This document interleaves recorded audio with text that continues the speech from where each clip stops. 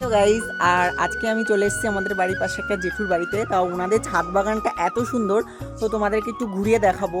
আর চলো বাগানে কী কী গাছ আছে, কী কী আছে, আর জেঠুর সাথে একটু কথা বলবো।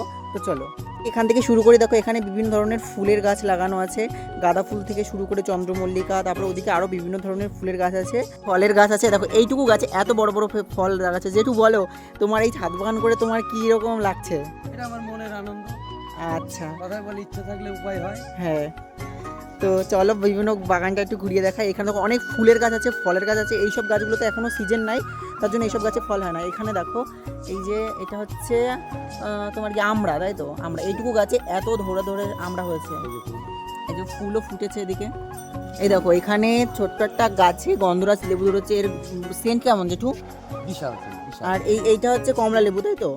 এগুলো এইটা ছোট কমলা লেবু সাইজে। তো দেখো এটা হচ্ছে লেবু। সবেদা গাছ আছে, এটা ফুলের গাছ আছে। তো তোমরা সবাই কমেন্ট করে জানিও আমার এই জেঠুর ছাদ বাগান কেমন হয়েছে। আর আমার চ্যানেলটিকে অবশ্যই সাবস্ক্রাইব করো, আমার পাশে থেকো এরকম আরও নতুন ইন্টারেস্টিং ভিডিও পাওয়ার জন্য।